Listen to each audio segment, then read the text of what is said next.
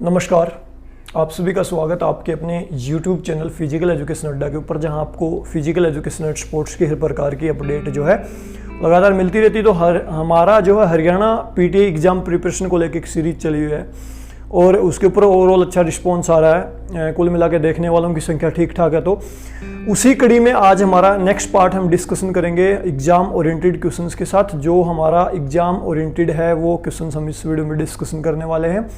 तो इससे पहले हमने विविध जो स्पोर्ट्स की विविध क्वेश्चंस होते हैं, जैसे कब इंडिया के अंदर डेवलपमेंट हुई, कब क्या हुआ, इसके अलावा हमने मसल्स के पार्ट को डिस्कशन किया है। मसल्स कितने प्रकार की होती हैं, जॉइंट्स हमने पढ़े हैं, बोन हमने पढ़ी है। तो कुछ एक इंपॉर्टेंट टॉपिक भी हमारे कवर हुए हैं। तो उसी कड़ी में आगे बढ़ते हुए हम अब और थोड़े इंपॉर्टेंट टॉपिक्स की तरफ जा रहे हैं। इंपॉर्टेंट टॉपिक्स थोड़े और कैसे, जैसे आप सभी को पता है बॉडी के अलग अलग पार्ट्स, आप सभी को पता है बॉडी के अलग अलग जो सिस्टम्स हैं, अलग अलग सिस्टम से बन के एक पूरा शरीर बनता है और फिर हमारा शरीर जो है नॉर्मली काम करता है। उन सिस्टम्स का मैं जिक्र करूं तो सबसे पहले जैसे आपका कार्डियोवास्कुलर सिस्टम है, सर्कुलेटरी सिस्टम है ब्लड वाला, जिसको रक्त परिवहन संचरण ऐसा कुछ को बोलते हैं हिंदी में, या फिर श्वसन तंत्र आपका रेस्पिरेटरी सिस्टम है, फिर उत्सर्जन तंत्र है आपका। इसी प्रकार से अलग अलग सिस्टम्स से जो है पूरा शरीर बनता है। एक प्रकार की मशीन है ये, जो अलग अलग प्रकार के सिस्टम बनके पूरी मशीन को चलाते हैं। तो आज की वीडियो में हम जिस सिस्टम का जिक्र करेंगे, बॉडी के जिस सिस्टम का, वो है रेस्पिरेटरी सिस्टम, श्वसन तंत्र। श्वसन तंत्र का आज की वीडियो में हम जिक्र करने वाले हैं। और श्वसन तंत्र एग्जाम के हिसाब से मोस्ट इंपॉर्टेंट जो है आपके लिए होने वाला है, एग्जाम ओरिएंटेड ये होने वाला है। तो इस वीडियो में जो है पूरा डिस्कशन करेंगे कि क्या है आपका रेस्पिरेटरी सिस्टम और वो किस प्रकार से काम करता है। रेस्पिरेटरी सिस्टम के कौन कौन से पार्ट होते हैं जो एग्जाम ओरिएंटेड होंगे। तो बिना देरी के हुए शुरू करते हैं। तो सबसे पहले हम बात करेंगे कि रेस्पिरेटरी सिस्टम है क्या। दरअसल रेस्पिरेटरी सिस्टम को मैं आसान भाषा में बताऊं, क्योंकि आपका एग्जाम होना है कुछ महीने बाद, दो या तीन महीने बाद जब भी होना है, तो हम एग्जाम ओरिएंटेड बातों को कवर करेंगे, ज़्यादा डीपली नहीं जाएंगे। श्वसन तंत्र का काम मात्र इतना है शरीर में, शरीर को ऑक्सीजन उपलब्ध करवाना और जो अंदर वेस्टेज कार्बन डाइऑक्साइड शरीर में बनती है उसको बाहर निकालना, इतना आपको समझना, ठीक है। अब बिना देरी के हुए वन लीनियर क्वेश्चंस को शुरू करते हैं। उनके साथ मैं आपको धीरे धीरे बताता जाऊंगा कि सिस्टम का, बॉडी के किस सिस्टम का क्या मतलब है, वो धीरे धीरे हम शुरू करेंगे अब, ठीक है। तो शुरू करते हैं बिना देरी के हुए। तो साइड में स्क्रीन आ रही होगी और उस पर आप देख सकते हो। तो ह्यूमन रेस्पिरेटरी सिस्टम, जो मानव का श्वसन तंत्र है, उसका हम आज के वीडियो में जिक्र करने वाले हैं। जो एग्जाम ओरिएंटेड बातें होंगी उन्हीं को हम जिक्र करेंगे। सबसे पहली जो लाइन आपको नजर आ रही होगी ना, मुख्य कार्य श्वसन तंत्र का क्या है, ऑक्सीजन पहुंचाना और कार्बन डाइऑक्साइड को बाहर निकालना, ठीक है। ये बात आपको पता होना चाहिए। श्वसन तंत्र का मात्र सा इतना कार्य है कि ऑक्सीजन शरीर के अंदर पहुंचाना और जो अंदर कार्बन डाइऑक्साइड बनी उसको बाहर लेके आना। अब कार्बन डाइऑक्साइड कहाँ से बनी वो भी आगे जिक्र आएगा, वो उसके साथ साथ डिस्कशन होंगी, ठीक है। इसके बाद भोजन हम खाते हैं, आप सभी को पता है। अगला जो आपको दिख रहा होगा एक समीकरण होगा, भोजन plus oxygen is equal to दहन is equal to carbon dioxide plus पानी प्लस एनर्जी प्लस वेस्टेज। देखो अभी आप खाना खाते हो, वो खाना आपके शरीर में गया और आपको काम करने के लिए एनर्जी की जरूरत होती है। चलो भोजन को भी एक बार छोड़िए, हमें हमारे शरीर को काम करने के लिए एनर्जी की जरूरत होती है। आप कोई भी काम करोगे ना, छोटे से छोटा लेके, आपने फॉर एग्जांपल पानी का गिलास उठाया, उसमें भी एनर्जी की जरूरत पड़ती है। आप घूमने के लिए जा रहे हो तो भी एनर्जी की जरूरत पड़ती है। आप बैठे बैठे सांस भी ले रहे हो ना, तो भी आपको एनर्जी की जरूरत पड़ती है। वो एनर्जी आती कहाँ से, जो हमने खाना खाया, खाने के द्वारा जो हमें कैलोरीज मिली उससे हमें एनर्जी मिलती है।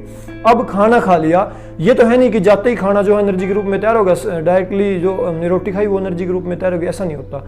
एक शरीर के अंदर केमिकल रिएक्शंस होती है, उससे खाना जो है एनर्जी में तब्दील होता है। और उस केमिकल रिएक्शन के लिए, खाने को एनर्जी में तब्दील करने के लिए ऑक्सीजन की जरूरत होती है। तो हमने भोजन खाया, अकॉर्डिंग टू समीकरण में बात करूं, भोजन अंदर गया, पच के तैयार हो गया, उसके बाद उस भोजन से जो है ऑक्सीजन मिलती है। और जब ऑक्सीजन उससे मिलती है तो क्या होता है, वहां पे जो है दहन होता है उसका, वो मतलब ये साधारण भाषा में कहूँ जलता है। तो और जब वो जलता है तो वहां पे क्या क्या चीज बनती है वो देखिए। आपकी वहां से कार्बन डाइऑक्साइड बनेगी CO2, आपका पानी बनेगा H2O, एनर्जी बनेगी और आपकी वेस्टेज, जो भोजन का एक्स्ट्रा मटेरियल होता है वेस्टेज, वो बनेगा, ठीक है। ये आपकी चार चीजें वहां पे बनती हैं। तो ऑक्सीजन श्वसन तंत्र अंदर लेके गया, उसके बाद क्या हुआ, नेक्स्ट वहां पे कार्बन डाइऑक्साइड बनी, जो कार्बन डाइऑक्साइड अंदर बनी श्वसन तंत्र उसको वापस बाहर लाके छोड़ता है। इतना आपको समझना है अभी के लिए। इसके बाद जो हम सर्द हवा, जो सांस द्वारा हवा हम अंदर लेके जाते हैं वो दरअसल सूखी होती है, सर्द और धूल कणों से भरपूर होती है। इतना आपको याद करना है, याद नहीं करना, समझना, क्योंकि एग्जाम ओरिएंटेड बात है नहीं, फिर भी समझने के लिए मैं बता रहा हूं आपको। और फिर श्वसन तंत्र के पार्ट इस हवा को क्या करते हैं, जो अलग अलग पार्ट हैं जो हम डिस्कशन भी करेंगे, कौन कौन से पार्ट्स होते हैं श्वसन तंत्र के वो हम जिक्र भी करेंगे। उस श्वसन तंत्र के पार्ट उससे क्या करते हैं, गीला करेंगे, साफ करेंगे और शरीर के तापमान के अनुकूल करते हैं। अब देखो बाहर से जो हवा लेते हैं ना, डायरेक्टली शरीर उसको वैसा एक्सेप्ट नहीं करता जैसी बाहर से जाती है। उसमें क्या होता है, मिट्टी के धूल कण होते हैं बहुत सारे, ठीक है, जो हवा हमने अंदर ली। फिर क्या हुआ, उसके अंदर बहुत सारे मिट्टी के धूल कण भी होते हैं उसके अंदर। फिर वो जो है ठंडी भी होती है और शरीर का टेम्परेचर ज़्यादा होता है, उस टेम्परेचर के अकॉर्डिंग भी उसको जो है करना होता है, ठीक है। तो इतना समझने की जरूरत है कि जो हवा दूषित और सर्द हवा होती है उसको श्वसन के जो पार्ट होते हैं वो क्या करते हैं, आपका उसको गर्म करेंगे, शुद्ध करेंगे, शरीर के अनुकूल करते हैं, टेम्परेचर के अनुकूल, ठीक है। तो ये आपका हो गया श्वसन तंत्र के अलग अलग पार्ट्स का। तो अब बात करते हैं, हमें पता चल गया अंदर सांस जो लेते हैं वो हवा कैसी होती है, उसको कौन से पार्ट जो है शुद्ध अशुद्ध करते हैं, हमें ये बात पता चल गई। अब नेक्स्ट स्टेप के ऊपर हम चलते हैं कि जो श्वसन की जो क्रिया मानव शरीर के अंदर वो 2 स्टेप में पूरी होती है। एक सांस लेना, एक छोड़ना। सांस लेने को क्या कहते हैं, इनहेल, सांस छोड़ने को क्या कहते हैं, एक्सहेल, ठीक है, समझ गए 2 वर्ड ये, इनहेल और एक्सहेल। आपको चित्र भी नजर आ रहा होगा, इनहेल करना और एक्सहेल करना। जो ऑक्सीजन ली, जो हवा हमने अंदर ली वो क्या हुआ, इनहेल करना, जो छोड़ी वो एक्सहेल। आपको फोटो के साथ मैंने दिखाया। तो ये 2 चीज होगी आपकी, इनहेल और एक्सहेल, क्लियर होगी मेरे ख्याल से। इसके बाद श्वसन की जो श्वसन होता है नॉर्मली 2 प्रकार का होता है। जो आपका रेस्पिरेटरी सिस्टम है, जो आपका रेस्पिरेशन है वो 2 प्रकार का होता है। एक तो होता है इंटरनल रेस्पिरेशन, एक होता है एक्सटर्नल रेस्पिरेशन। इनको हम आगे डिस्कशन करेंगे, एक बार इन नाम को याद रखना आपको कि इंटरनल रेस्पिरेशन होता है और एक्सटर्नल, 2 प्रकार का रेस्पिरेशन होता है। इन्हें आगे डिस्कशन हम करेंगे।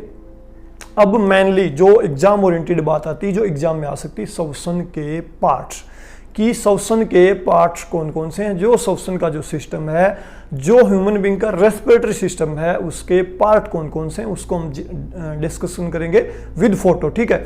सबसे पहले तो मैं एक संपूर्ण चित्र आपको दिखाऊं, हुल टू क्या बोलते हैं उसको, संपूर्ण से टुकड़ों टुकड़ों में सीखते ना, पहले पूरा समग्र दिखाओ उसके बाद टुकड़ों में सिखाओ, तो उस हिसाब से लेंगे। एक बार साइड में चित्र देखिए, संपूर्ण श्वसन तंत्र का एक चित्र आ रहा होगा, मानव का संपूर्ण श्वसन तंत्र किस प्रकार का होता है। तो अब जो है बाई पार्ट आपने चित्र देखा, उसमें अलग अलग पार्ट आपको नजर आएंगे, कहीं पे नोज है, कहीं पे ट्रैकिया, लॉरेंक्स, वॉरेंक्स, ऐसा कुछ करके। अब बात करते हैं 1 बाय 1 जो ह्यूमन बॉडी का जो रेस्पिरेटरी सिस्टम के जो पार्ट है उनके बारे में हम डिस्कशन करते हैं। तो सबसे पहला जो श्वसन तंत्र का पार्ट होता है नोज, नाक। चित्र आ रहा होगा, देख सकते हो आप किस प्रकार की होती है। तो इसका नोज, मैं डायरेक्टली इसका काम बता देता हूँ आपको। जो हवा हम अंदर लेते हैं उसको वातानुकूलित करती है, ये हवा को साफ करने का काम करती है। साफ कैसे, आपको पता, नाक के अंदर छोटे छोटे बाल होते हैं, तो उसके ऊपर जो है ना वो जो हवा के अंदर धूल मिट्टी जो कण होते हैं वहीं उसके ऊपर चिपक के वहीं पे रह जाते हैं। इसके अलावा हवा को आर्द्र करती है, क्योंकि हमने पढ़ा कि हवा जो सूखी होती है, सांस लेते वो हवा सूखी होती है, उसको गीला करती है नाक। और इसके अंदर म्यूकस नामक एक चिपचिपा पदार्थ होता है, जिसके ऊपर जो अशुद्ध कण होते हैं वो जो हमारी नोज के अंदर बाल होते हैं उन पे नहीं चिपक पाते, वो म्यूकस के ऊपर जाके जो है चिपक जाते हैं, तो वहां पे वो रुक जाते हैं। नोज का यही कार्य होता है। इसके बाद जो नेक्स्ट आपका पार्ट आता है रेस्पिरेटरी सिस्टम का, वो आता है आपका फोरेंक्स। फोरेंक्स क्या होता है, 10 से 12 मीटर लंबा एक पाइप का टुकड़ा, पाइप नुमा मान के चलिए, ठीक है। इसका कार्य क्या है, पाचन तंत्र और श्वसन तंत्र को ये अलग करता है, ठीक है। यहीं से हमारा देखो सांस वाला सिस्टम अलग है बॉडी का और खाने वाला अलग है, क्योंकि खाना जब हम खाते हैं उसको पेट के अंदर जाना होता है, और जो हम सांस अंदर लेते हैं उसको लंग्स के अंदर जाना होता है, ठीक है। वो सारे पार्ट्स आगे आएंगे, धीरे धीरे हम डिस्कशन करेंगे। तो इसका मेनली काम क्या है आपका फोरेंक्स का, ये हवा वाले सिस्टम को और खाने वाले सिस्टम को अलग अलग करता है, ठीक है। यहीं से खाना अलग होके अपना पेट में जाता है और यहीं से सांस अलग होके जो है लंग्स की तरफ जाती है।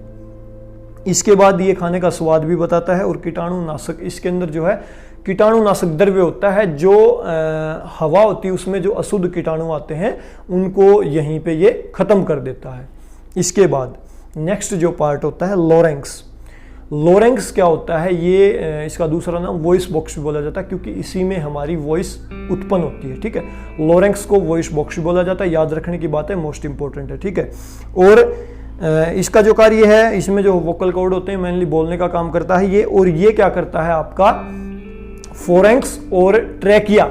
लोरेंक्स से अगला जो पार्ट है वो ट्रैकिया बोला जाता है, उसको लोरेंक्स और ट्रैकिया को जोड़ने का काम ये करता है।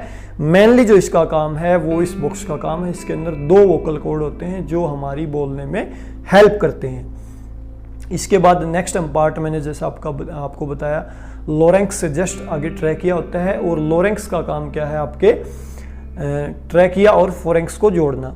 ट्रैकिया क्या होता है, लोरेंक्स से प्रारंभ होकर फेफड़ों तक ये जाते हैं। चित्र में आप देख सकते हो ट्रैकिया किस प्रकार का होता है, तो इसको विंड पाइप भी बोला जाता है, हवा वाली पाइप, क्योंकि ये जो आपका लोरेंक्स हमने बताया, जो इससे पहले वाला पार्ट डिस्कशन किया, उससे शुरू होकर लंग्स तक जाता है। मतलब लोरेंक्स में हवा आ गई आपके वॉइस बॉक्स में, उसके बाद जो आगे हवा जानी है वो लंग्स तक कौन पहुंचाता है, वो आपका ट्रैकिया पहुंचाता है, मेनली काम इसका है। और ये आगे जाकर जो है 2 भागों में बढ़ जाता है और फेफड़ों में प्रवेश कर जाता है। जो हमारा ट्रैकिया है वो लंग्स के अंदर प्रवेश करेगा, और लंग्स आपको पता है 2 होते हैं बॉडी में, एक लेफ्ट साइड एक राइट साइड, और आगे जाके जो आपका ये ट्रैकिया होता है 2 पार्ट में डिवाइड हो जाता है और लंग्स के अंदर जो है प्रवेश कर जाता है। और वहां प्रवेश करने के बाद ये जो है प्रवेश करने के बाद जो इसका अंदर जो लंग्स के अंदर जो इसका पार्ट जाता है ना, उसको ब्रोंची बोला जाता है। ठीक है, ब्रोंची लंग्स के अंदर जो पार्ट इसका ट्रैकिया का गया उसको बोला जाएगा ब्रोंची। ठीक है, मतलब लंग्स और लोरेंक्स के बीच के हिस्से को क्या बोला जाता है, ट्रैकिया। और जब इसके 2 टुकड़े होकर ये लंग्स में एंट्री कर जाता है तो वहां पे इनको पार्ट्स को बोला जाता है ब्रोंची। ब्रोंची के बाद जो नेक्स्ट पार्ट आपका श्वसन तंत्र का होता है वो होता है एल्वियोली। एल्वियोली क्या होती है, धागा नुमा संरचना होती हैं जो अंगूर के गुच्छे के समान होती है, ब्रोंची से जुड़ी होती हैं, और ये लंग्स के अंदर ही होती हैं। ठीक है, और इनके बाहर से छोटी छोटी आपकी जो कैपिलरीज होती हैं, जो पढ़ेंगे हम आगे कैपिलरीज क्या होती हैं, उनकी वो इसको घेरे हुए होती हैं एल्वियोलियों को चारों तरफ से। ठीक है, तो ये आपके पार्ट हो गए आपके श्वसन तंत्र के। इसके बाद नेक्स्ट जो पार्ट होता है श्वसन तंत्र का मेनली वो होता है आपका लंग्स, फेफड़े। ठीक है, जो मेनली हवा जिसके अंदर जाके स्टोर होती है और जो ब्लड अशुद्ध हवा को लेके आता है शरीर के अंदर से, वो भी यहीं पे लेके आता है। तो ये मेन पार्ट आपका लंग्स हो गया। ठीक है, तो ये पार्ट्स हो गए। हमने आज के वीडियो में इतना ही कवर करेंगे, पार्ट्स तक ही। नेक्स्ट वीडियो में हम ज़्यादा और डीपली डिस्कशन करेंगे। तो आज के वीडियो में इतना ही था कि हमारे जो श्वसन तंत्र के पार्ट्स हैं वो और बेसिक्स इन्फॉर्मेशन मैंने आपको दी, और जो बाकी के जो क्वेश्चंस हैं नेक्स्ट वीडियो में हम डिस्कशन करेंगे, जो और थोड़ा सा इसको जानने की कोशिश करेंगे। तो अभी के लिए इस वीडियो में इतना ही। और आपको आज का थोड़ा टॉपिक हार्ड था, समझ आया नहीं आया आप ज़रूर बताएं, क्योंकि नेक्स्ट वीडियो में हम कोशिश करेंगे कि बोर्ड यूज करें। फिर अगर ना समझ आ रहा हो तो बोर्ड के ऊपर भी इसको समझने की कोशिश कर सकते हैं हम थोड़ा इजी वे में। लेकिन मेरे ख्याल से 1 लीनियर क्वेश्चंस के साथ साथ आपको समझ आ गया होगा। तो अभी इस वीडियो में इतना ही। अगर आपको ना समझ आए तो कमेंट जरूर कर दें आप, ताकि मेरे लिए भी ये जानना आसान हो जाए आपको समझ आ रहा है नहीं आ रहा। ठीक है, तो अभी के लिए इस वीडियो में इतना ही। वीडियो को लास्ट तक देखने के लिए आप सभी का बहुत बहुत धन्यवाद। Thank you.